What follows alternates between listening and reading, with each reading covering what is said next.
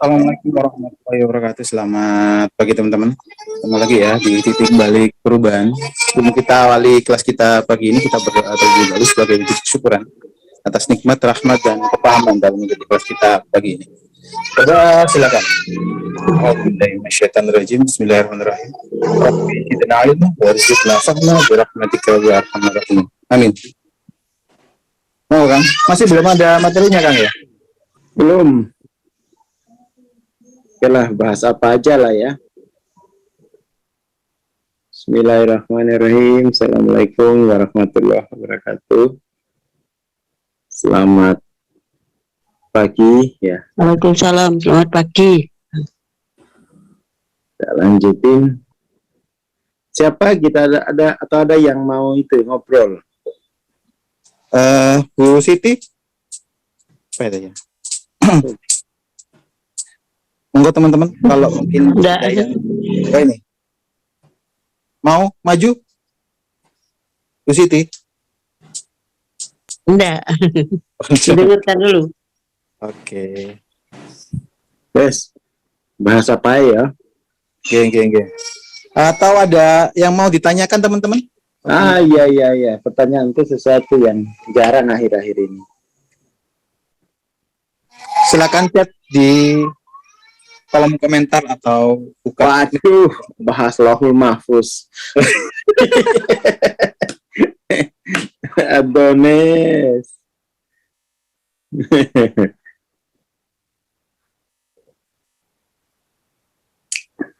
Apa ada materi sebelumnya yang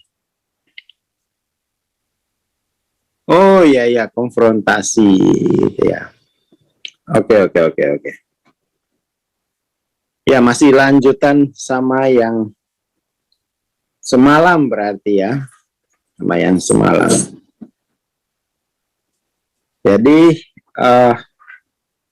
mari kita lihat bahwa kita asumsikan bahwa di bawah dasar dari seluruh apa yang kita anggap kita ketahui adalah ketidaksadaran itu sendiri. Jadi kita gambarkan, misalnya ini adalah ketidaksadaran. Ya kan, kita gambarkan ini ketidaksadaran. Di atas ketidaksadaran inilah kemudian ditanamkan, sedalam-dalamnya ditanamkan segala macam hal. Mulai dari pelajaran matematika, hafalan semua. Ini ketidaksadaran. Ketidaksadaran. Katakan di sinilah ya budaya ya. Kemudian sampai macam-macam lah. Budaya sampai kemudian katakan itu psikologi. Kan begini kan, kebudayaan kita menyebut anak-anak budayanya itu sebagai orang pintar kan, yang bisa menjalankan program ini. Nggak peduli kamu sadar apa nggak sadar tuh, nggak peduli dia. Nggak peduli, terserah. Yang penting kamu bisa menjalankan kamu bisa berfungsi. Kamu bisa berfungsi.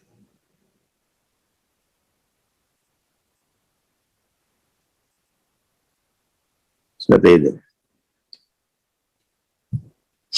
Jadi akhirnya kan nyaman.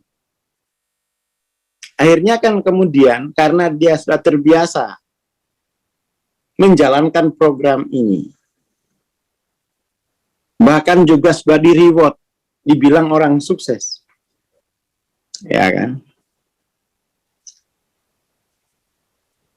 Jadi sudah disepakati bahwa orang pintar itu yang ini. Kan gitu.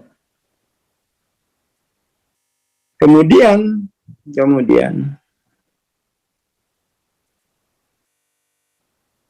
Suatu ketika, katakanlah ya, katakan ini kasih nama. Kita kasih nama. Katakan siapa? Camin. Camin. Ya sudah nyaman, apalagi misalnya sudah nyaman dengan program kekuasaan, relasi kuasa, ya kan? Sudah nyaman dengan itu. Tahu-tahu datang istrinya, mengorek ketidaksadarannya kan? Itu pasti sakit. Jadi ketidaksadaran itu setiap kali disilet, disayat, pasti sakit. Dan sikap kita terhadap rasa sakit ini kan adalah, ada dua kan, rasa sakit itu. Disikapi dengan agresif, atau disikapi dengan apresiatif. Apresiatif. Orang yang tidak terbiasa disayat ketidaksadarannya, apalagi katakan yang sayat istri, yang notabene harus dikuasai, harus manut. Oh, itu pasti agresifnya kayak singa yang sudah luka. Galaknya itu. Galak.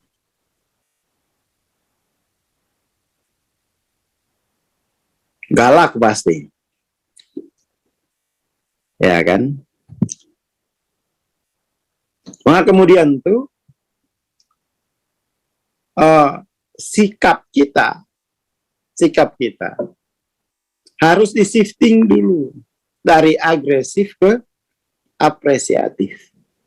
Memang sih, ya paling teriak dulu baru minta maaf, itu harus dilatih. Jangan kemudian tuh sikap agresifnya itu dibenarkan atas nama pengetahuan program.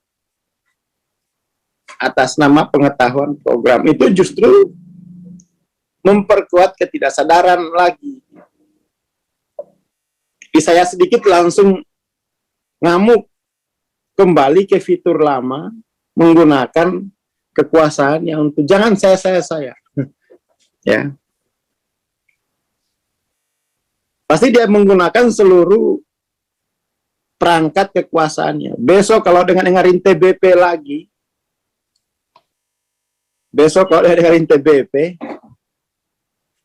saya bakal hancurin itu iPadmu. Kamu semakin lama belajar malah semakin nyakitin suami, ya kan? Tamas Camin gitu. Ya itu sakit memang ketidaksadaran ini. Apalagi yang menemukan ketidaksadaran ini notabene orang yang selama ini kita kuasai. Wah, awas. Jangan sekali-sekali.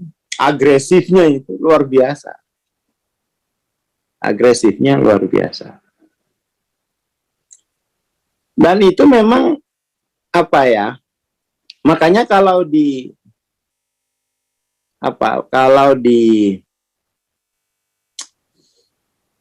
katakan kita belajar spiritual, itu yang koyak guru kita, mau apa kamu? Gak terima dikoyak, gak usah jadi murid. Kan begitu biasanya ya. Gak terima disayat, Sarah, saya gak butuh murid. Sana kau pergi, yang gak butuh murid. Dikoyak kok malah ngelunjak. Pembarasan harus lebih kejam. Yaitu kelihatan semua program bawah sadar yang selama ini itu tupi, yang selama ini direpresi kekejaman, ketidakberhargaan, ya kan, itu kita tutupi dengan program budaya. Ya itulah manusia Indonesia itu, manusia yang semuanya ditanamkan program pada ketidaksadaran. Bagaimana mau cerdas? Gimana mau cerdas? Bukan ilmu itu? program. Bisa ya, teman-teman bedain antara program dan ilmu. Bisa nggak kira-kira tuh? Antara program dan ilmu. Belum kelihatan. Oh, belum ya? Belum. Oh, minta dikoyak lagi kamu ya. Ajar. Jadi jangan, itu program. Ya. Program.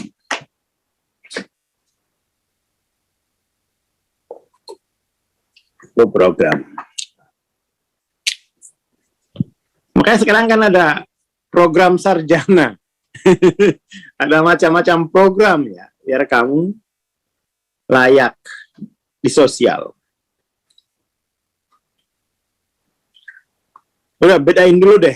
Kamu bedain dulu antara program dengan ilmu. Ilmu itu sesuatu yang tumbuh. Yang tumbuh, yang itu mensucikan ketidaksadaran. Artinya, ilmu itu sesuatu yang temuan di dalam ketidaksadaran. Berarti, telah hadirnya cahaya al-alim. Itu baru seperti itu. Ini penting banget, ini penting banget. Jadi teman-teman, Mas Jamim ya, biar kamu jadi alim, udahlah pakai prinsip, nggak apa-apa disayat-sayat sama. Kalau kamu mendengar sesuatu dari luar dan kamu sakit, itu kamu tersayat. Tersayat. Sikapmu itu adalah apresiatif, jangan agresif. Nemen agresif. Itu kamu nggak bakal tumbuh, nggak bakal tumbuh. Slow.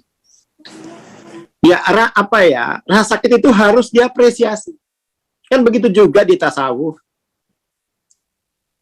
Kalau ada orang yang menunjukkan ketidaksadaran yang itu secara budaya itu memalukan, diapresiasi. Dikasih bonus yang menunjukkan itu. Istrinya dibawa ke TP lah, beliin Hermes level berapa gitu. Inilah Mas Jamim. Jangan kamu boikot. Yang menyakiti hati kita harus kita kasih reward ya. Oh iya, Piala Citra udah. Ketika teori menjadi kenyataan, ternyata belum siap. Diminta uang belanja oleh istri, malah uring-uringan sambil ngomong, sana minta sama Mas Jamim, belajar kesadaran terus. Sana minta sama Mas Jamim. Kamu sama suami lawan aja kamu. Giliran mau belanja minta saya. Sana ada belajar kesadaran sana. Yang semakin lama belajar kamu semakin lunjak ya. Karena ketidaksadarannya dikoyak.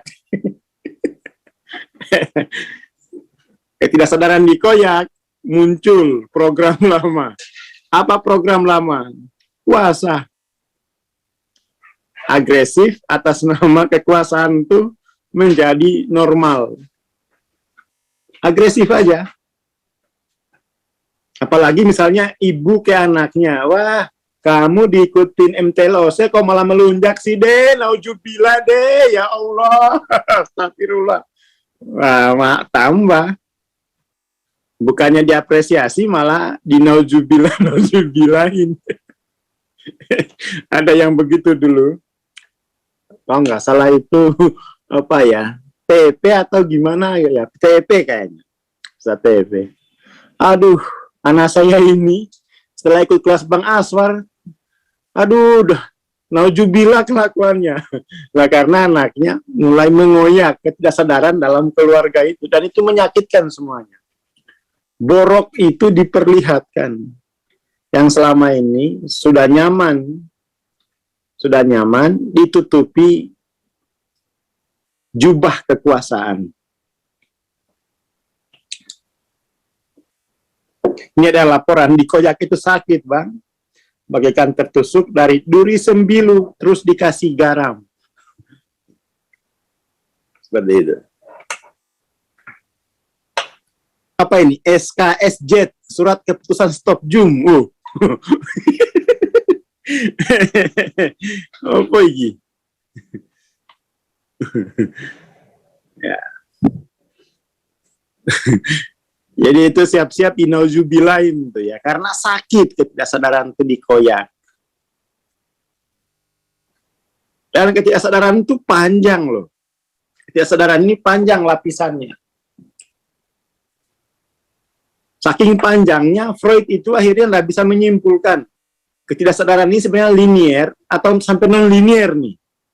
Nggak bisa simpulin. Nggak bisa simpulin. Nah, kemudian tuh untuk mengungkap ketidaksadaran itu disuruh asosiasi bebas. Nggak usah diperhitungkan dulu semua program ini. Nggak usah dulu baik buruk, benar salah, menguntungkan atau merugikan. Nggak usah diperhitungkan itu. Freud menganjurkan apa? Etis jujur. Jujur, jujur. Etis jujur. Itu almarhum Freud itu melihat itu, pokoknya kamu harus jujur pada dirimu. Ciri agresif itu kamu ndak jujur sama dirimu. Istilahnya itu gajah di seberang, semut di seberang. Gimana tuh? Gajah di pelupuk mata tidak terlihat, semut di seberang terlihat jelas, tidak jujur. Dan jujur. Dan itu untuk memupuk kejujuran itu, menumbuhkan kejujuran itu, dia pakai metode asosiasi bebas. Bayar mahal. Bayar mahal. Bayar mahal. Kenapa? Ya karena kebudayaan itu tidak peduli dengan ketidaksadaran ini. Kalau bisa itu ketidaksadaran ini ditutupi sebagus-bagusnya, kasih jubah, kasih dalil. Ya kan? Kalau perlu tuh dikasih lagi istilah sosial, ini oknum. Ketidaksadaran aja kok. Nggak usah disebut oknum, itu artinya ketidaksadaran itu tidak disembuhkan di sana. Tidak disembuhkan dalam program kepolisian, katakan kalau polisi. Nggak sembuh dia. Nggak usah dibilang oknum. Itu kemudian tuh menormalisasi ketidaksadaran. Gitu aja intinya udah. Blokosuto, wes. Blokosuto. Blokosuto. Macam mana mau melihat sekalipun itu adalah gajah. Kenapa? Karena dia buta.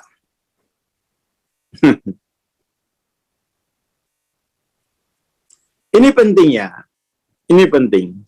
Karena memang masyarakat kita itu gimana ya? Program ini memang satu sisi bermanfaat secara sosial. Tapi satu sisi itu juga diajarkan untuk menyangkal ketidaksadaran itu. Program pendidikan itu satu sisi dia bermanfaat.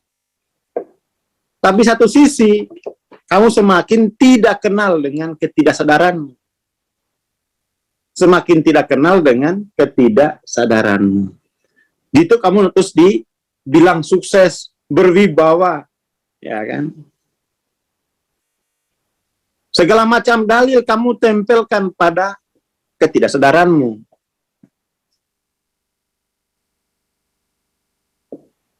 Seperti itu. Apa blokosuto itu apa ya? Ini ada yang tanya Kak Ade orang.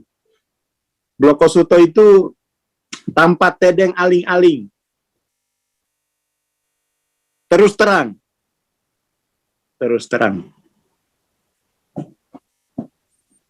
Kalau di Indonesia yang repot itu laki-laki. Laki-laki. Dulu waktu tap-tap itu, yang paling banyak ikut perempuan. Karena paling jujur. Laki-laki itu, aduh atas nama inilah kebudayaan, atas nama wibawa, itu kadang-kadang tuh ketidaksadaran itu nggak rela dibongkar.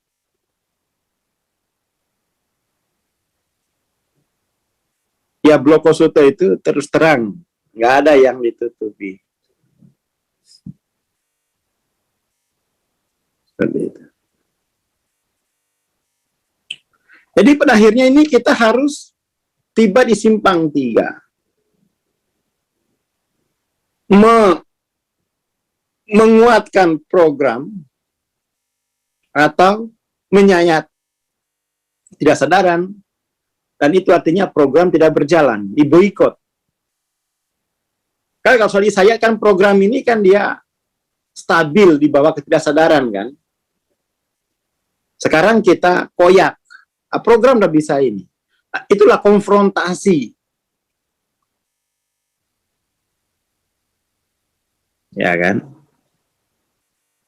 Seperti itu. Makanya orang yang tidak mau belajar dari manusia, sesama manusia, untuk mengoyak ketidaksadarannya, dia akan dikoyak oleh harga cabai. Nah, selesai kau. Dikoyak oleh harga cabai, dikoyak oleh penyakit, dikoyak oleh ayam, tinggal kamu selesai. Ya kan? Seperti itu. Jadi, ya program ini yang disebut oleh Hawkins sebagai know about. Yang di sini munculnya pengetahuan di balik ketidaksadaran itu to know, alim. Dia alim. Nah sekarang kemudian tuh kebudayaan ini hanya puas dengan know about. Akhirnya apa?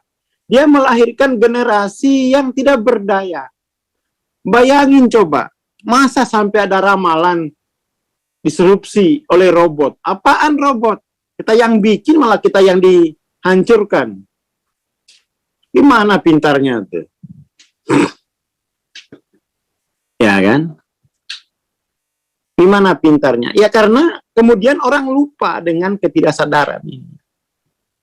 Meskipun tuh Mbah Freud itu katanya ateis. Tapi sebenarnya spiritual beliau itu. Spiritual kan yang ini mengoyak ketidaksadaran ini biar tumbuh pengetahuan otentik. Cuma memang ketidaksadarannya itu baru lapis-lapis, ya katakan linier gitu ya. Lapis masa lalu, masa kecil, ya dah. Lalu kemudian dilanjutkan lagi sama Jung bahwa ketidaksadaran itu ada lapisan bawang kolektifnya. Tidak hanya seseorang, tidak hanya pengalaman individual, tetapi ada pengalaman kolektif. Itu tidak tuntas, sampai situ juga tidak tuntas, makanya Jung itu ya 500-an tok. Mempelajari ketidaksadaran, lapisan bawang ketidaksadaran itu hanya pada level kolektif. Padahal ketidaksadaran di atas kolektif itu ada nature. Nah, itu yang dibahas oleh Hawkins. 600. Setelah ketidaksadaran pada kegelapan, pada alam, lalu kemudian ada ketidaksadaran lagi pada cahaya. Dimensi ketujuh itu ketidaksadaran pada cahaya. Jadi panjang ini urusan ketidaksadaran ini. Panjang. Seperti itu. Nah, kita bagaimana mau sampai menembus ketidaksadaran pada ilallah. Itu dimensi 7 itu kan, ketidaksadaran pada ilallah itu akhirnya terkoyak.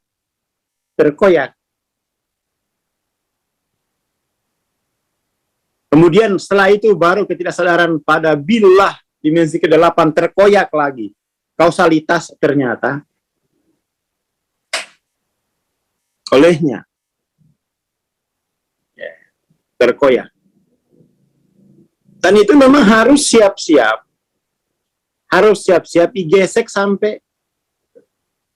sampai berdarah. Itulah apa namanya, ada istilah di psikologi itu, apa istilahnya itu, vulnerable ya. Coba, vulnerability.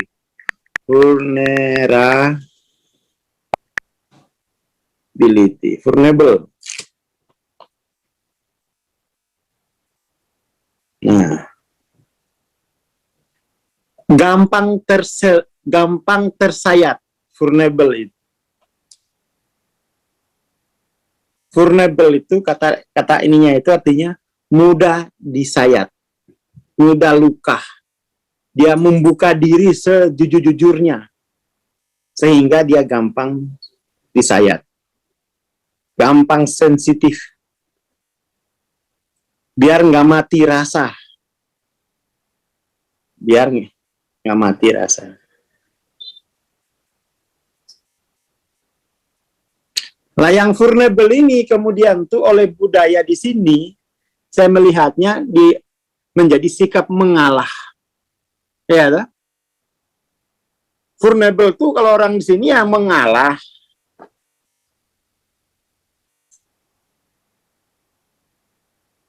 Ya kan?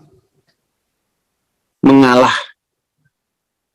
Mengalah itu tidak agresif, Lur, ketika disayat. Mengalah.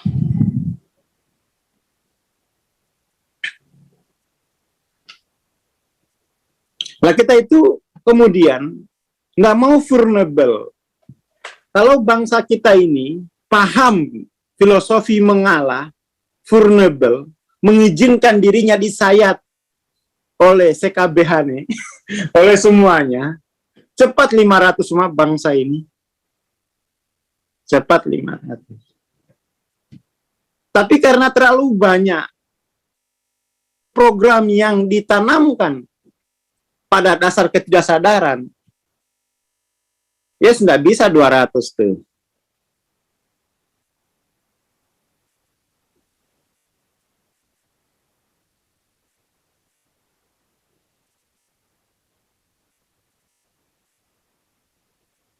Ada manusia toge ini ya. Manusia toge itu tumbuh dalam gelap. Tumbuh dalam gelap. Itu apa namanya? Tarekatnya tarekat toge, tumbuh dalam gelap. Makanya itu sebenarnya apa? Kalau mau namanya terapi itu ya ketidaksadaran itu yang di psikoterapi, sejarah psikoterapi itu kan pada ketidaksadaran itu yang ditangani. Makanya orang-orang yang apa ada satu paper yang ditulis oleh pembelajar Freud. Orang-orang yang melakukan psikoterapi tapi tidak memahami ketidaksadaran ini disebut bebal historis. Wong psikoterapi itu awalnya muncul tuh kan ketidaksadaran kan yang dikoyak. Ada tulisan seperti itu kemarin tahun lalu lah, tulisannya Pak Sirat. Bebal historis kalau psikoterapi itu kemudian dimaknai bukan mengoyak ketidaksadaran, karena dasar pertamanya itu ada ketidaksadaran itu gitu. Seperti itu.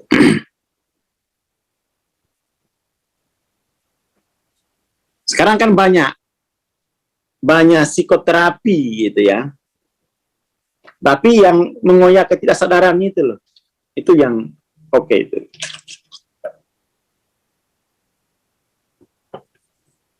Maka kemudian tuh sikap kita biar ketidaksadaran ini tidak berlanjut sampai alam kubur. Ya kan? Tidak berlanjut sampai alam kubur. Tuh mesti merangkul vulnerability itu. Kerentanan untuk disayat lagi, sayat lagi, sayat lagi.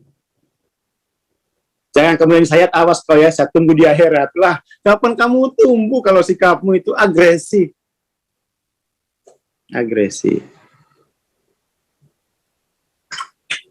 Kapan mau berbuah?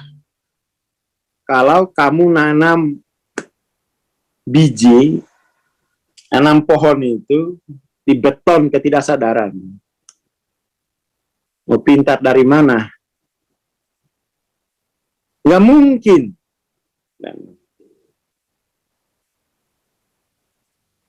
Jadi mari hari ini kita tetapkan sebagai hari vulnerability se-Indonesia. Kalau sedunia mereka udah ini. Tinggal Indonesia doang ini yang yang anti vulnerable ini. Dikit-dikit tolong jaga perasaanku. Dikit-dikit tolong jaga perasaanku. Artinya nggak mau disayat. Nggak mau vulnerable. Kalau kamu menyayat perasaanku, wajan panci melayang di wajahmu semua. Agresifnya gitu. Agresifnya gitu. Agresif. Siap terluka, ya itu vulnerable. Ya. Mengalah, jangan agresif. Apresiatif itu kan mengalah itu. Tapi lebih tembang. Hah? Kalau apa ya? Kata aneh ngalah tapi lo enggak. Berarti dia belum paham filosofis vulnerable. Kita hidup di dunia ini kan untuk disayat terus. Kalau nggak disayat sama manusia, disayat sama harga bawang. Pie. Pasti tersayat. Disayat sama saldo. Kemarin ada laporan di kantor. Saldo minus 2.000. Astagfirullahaladzim. Itu gimana BNI itu ya?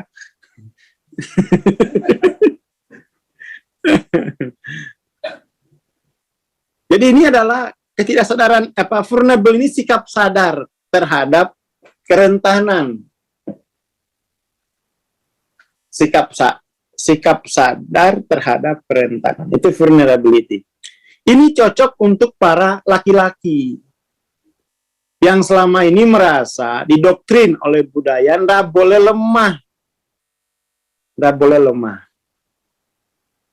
Bang Aswar pernah lemah. Enggak. Siap vulnerable. Jadi laki-laki Indonesia siap untuk merangkul dan nyati. Rinto harahap. Di zaman perjuangan memang dulu dilarang lagu-lagu cengeng, tapi itulah ketidaksadaran itu kan. Tidak sadar. Daripada persoalan ketidaksadaran ini, kamu sadar setelah di kuburan gimana? Kan repot. Dan memang itu kehidupan ini ya untuk membangunkan dari ketidaksadaran. Membangunkan.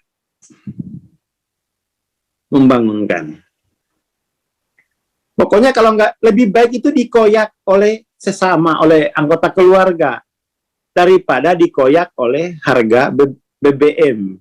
Miskin, nggak sadar juga. Akhirnya dikoyak oleh istri, tinggalin wes, tuntas. Tidak sadaran kok didepositoin. Tidak sadaran kok digede-gedein, memang berbunga apa gimana tuh? Ya kan? Seperti itu.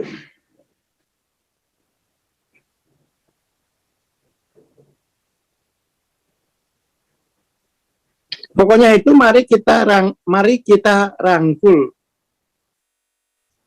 kerentanan rasa sakit ketika ketidaksadaran itu dikonfrontasi oleh sesuatu sehingga ketika disayat, Rumi mengatakan disitulah kemudian pintu masuknya cahaya. Kan Rumi pernah kan bikin quote kayak begitu. Semakin banyak kamu dilukai, Lur, ya. Semakin banyak dilukai, semakin cepat kamu menyadari ketidaksadaranmu. Kasih hadiah yang melukai tadi. Kasih hadiah. Itu ya Mas Yamin ya. Beliin iPhone 14 Pro Max yang melukai. Beliin. Jangan mau boikot Jume.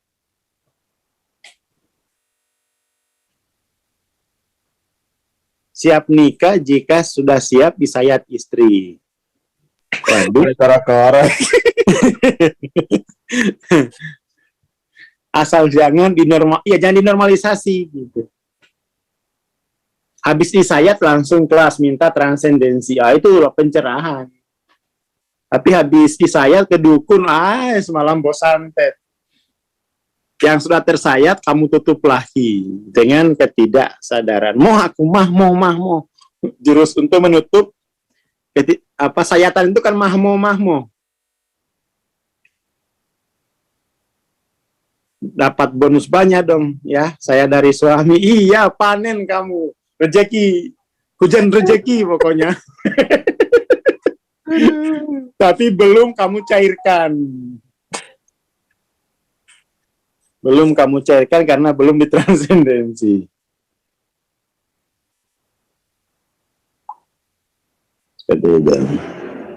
Silakan dicairkan di program transendensi. Biar kamu itu menjadi pintu.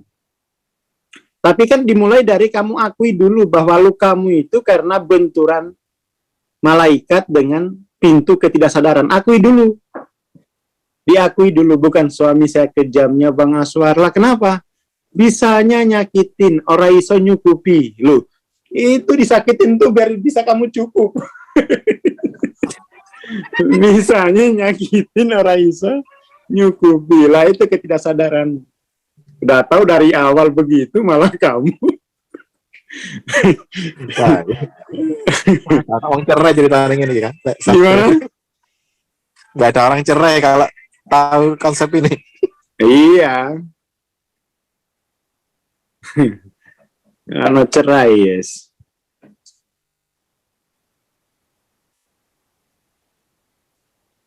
Cukup minus. Oke, itu dulu ya pagi ini ya. Jadi hari inilah ya, Hari Vulnerability se-Indonesia. Sejawa dulu aja, enggak apa-apa lah. Kalau luar Jawa berbahaya. Sejawa dulu aja, wes.